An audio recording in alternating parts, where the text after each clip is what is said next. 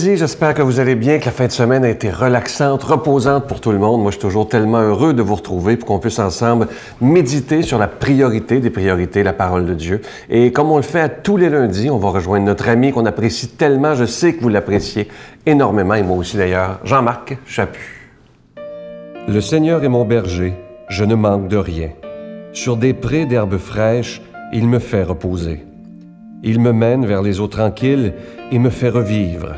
Il me conduit par le juste chemin pour l'honneur de son nom.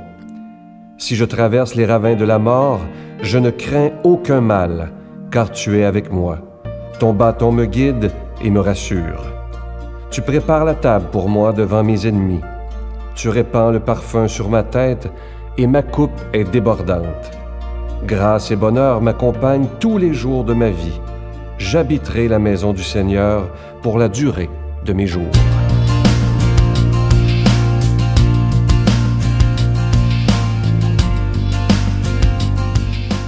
Bonjour. Hey, l'autre fois, ça fait longtemps, c'était en novembre, je pense. Je regardais l'émission, après tout, c'est vendredi. Je ne sais pas si vous avez suivi ça, c'était bien. À la fin, vraiment, ils avaient trouvé la recette. Mais de toute façon, cette émission-là, je pense, c'était Bambi Gras, qui parlait du refuge. Et il parlait des sans-visages, de ces gens qu'on élimine sur la rue, qu'on ne voit pas, de ces gens qui nous quêtent, de ces gens... Et ça me rappelait quelque chose qui m'est arrivé dans le temps des fêtes. J'étais à Place Ville-Marie, un matin, à peu près vers 11 heures. Je traverse de l'hôtel Reine-Élisabeth à Place Ville-Marie pour prendre un café avec ma femme et un ami. Puis on est là qui discutons tous les trois. Puis il y a un mendiant qui se présente tout à coup en loque un peu perdu, la barbe toute issoute, qui me regarde un peu, puis qui regarde mon ami, puis il dit à mon ami, un peu d'argent, j'ai faim. Et mon ami dit non, puis il laisse passer. Ça m'a surpris, puis ça m'a gelé. Je l'ai regardé, puis j'ai dit, ben voyons donc. On ne fait pas ça à l'intérieur de moi. J'ai dit, j'ai ouvert ma sacoche, fouillé, j'ai sorti un 2 $. Je lui ai remis. J'ai dit, hey, bonne journée, fais attention à toi. Et je venais de voir les sans-visages.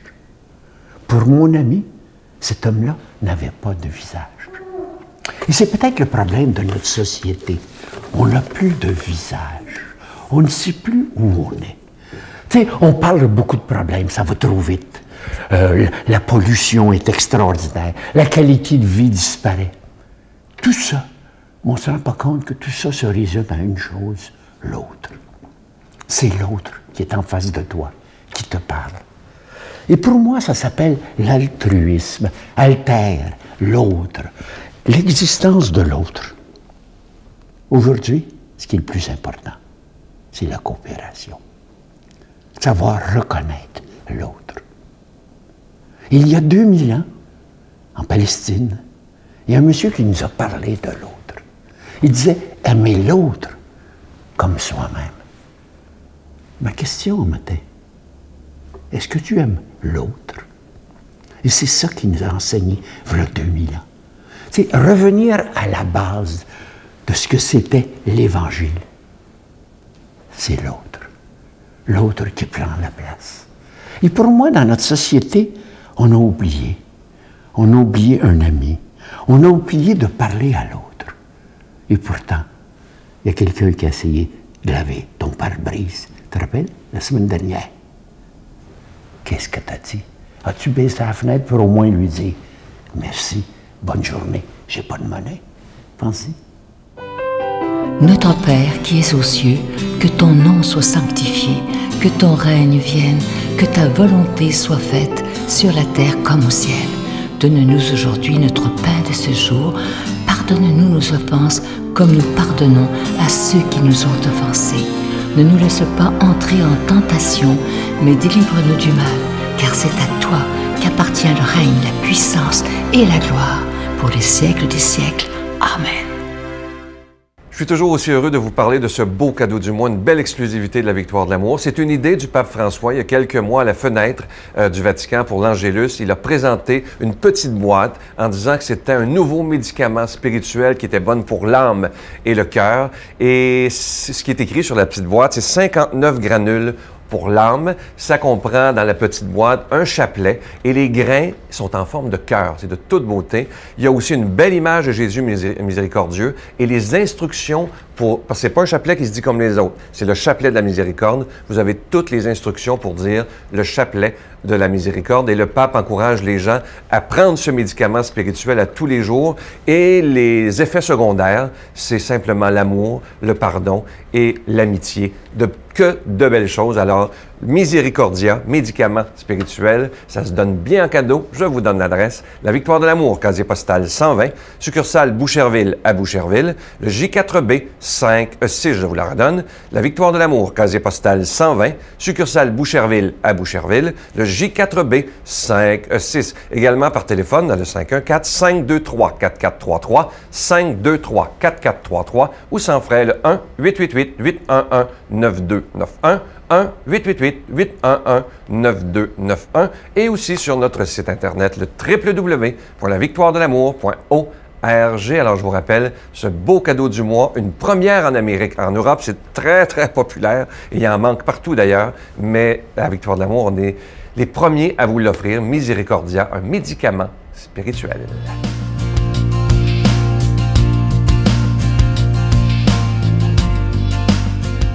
Mon Dieu, donnez-moi la sérénité d'accepter les choses que je ne peux changer, le courage de changer les choses que je peux et la sagesse d'en connaître la différence. Amen.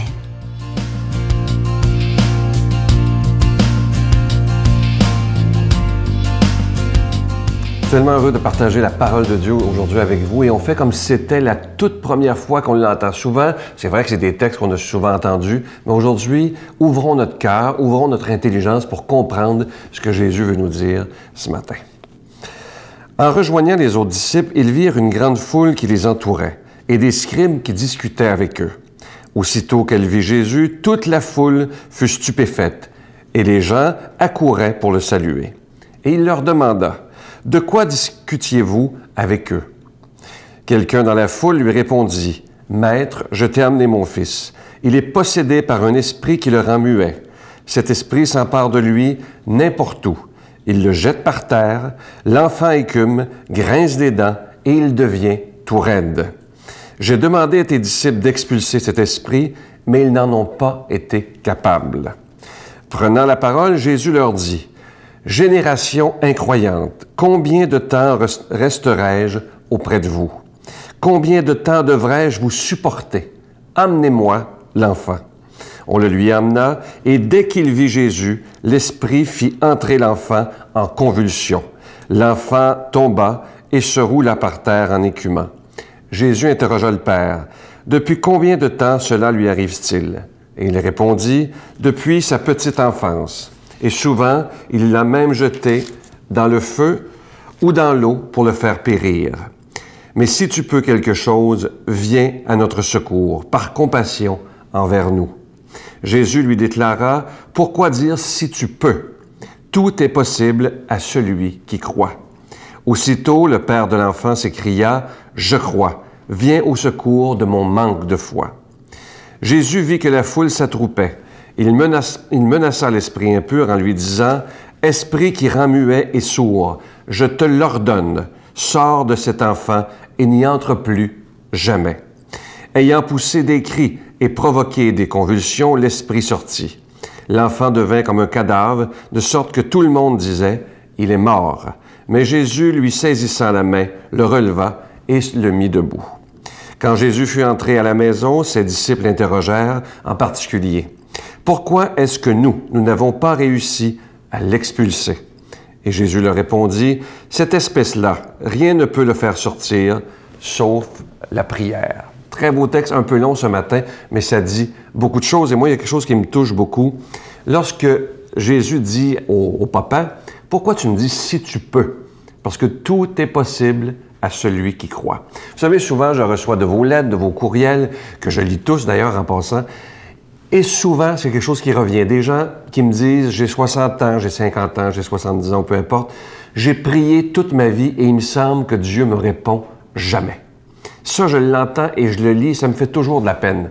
Parce que Ça se peut pas que Jésus nous réponde pas si notre prière, elle est sincère. Mais je vous dis souvent, je vous répète ce matin, il faut pas marchander avec Dieu. C'est souvent l'erreur que nous faisons de marchander avec Dieu et de douter. Vous voyez, aujourd'hui, le Père, au début, il doute. Jésus lui dit, « Pourquoi tu me dis si je peux? C'est évident que je peux. » Alors, Jésus nous demande d'avoir une confiance en lui totale, sans aucun doute, et de dire, « Moi, Seigneur, je te fais confiance parce que c'est toi.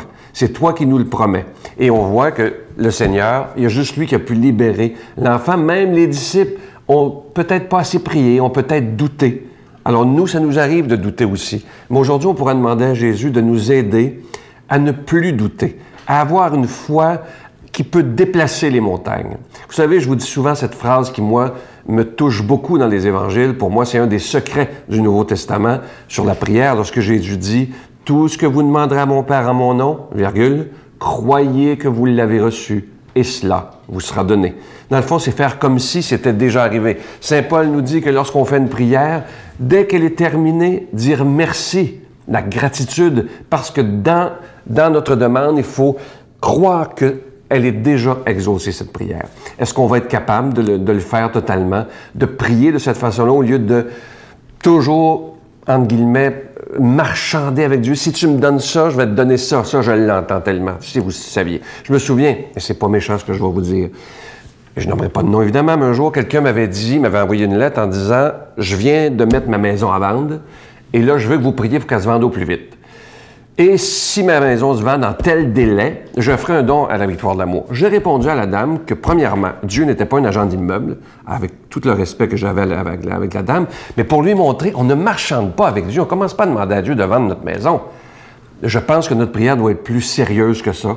Notre prière doit nous amener vers le cœur de Dieu. C'est ça la prière pour moi, pas du marchandage. Et N'oubliez pas, ce matin, le Seigneur nous dit qu'il peut tout pour nous, parce que tout est possible à celui qui croit. Je vous salue Marie, pleine de grâce. Le Seigneur est avec vous. Vous êtes bénie entre toutes les femmes, et Jésus, le fruit de vos entrailles, est béni. Sainte Marie, Mère de Dieu, priez pour nous pauvres pécheurs, maintenant et à l'heure de notre mort. Amen.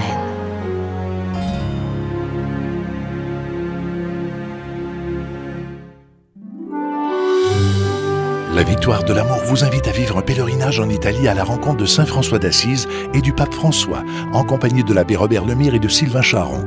Nous visiterons Assise, Florence, Cassia, Orvieto et Rome. Nous assisterons aussi à une audience générale en compagnie du pape François au Vatican, du 25 mai au 5 juin 2014. Informations et réservations, voyage intermission au 514-288-6077.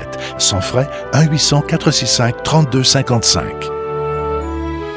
J'ai le privilège d'aller à Rome et à Assise, vivre une expérience incroyable avec Saint François et le pape François aussi. Donc venez avec nous, vous allez voir, vous allez découvrir des choses extraordinaires. Venez!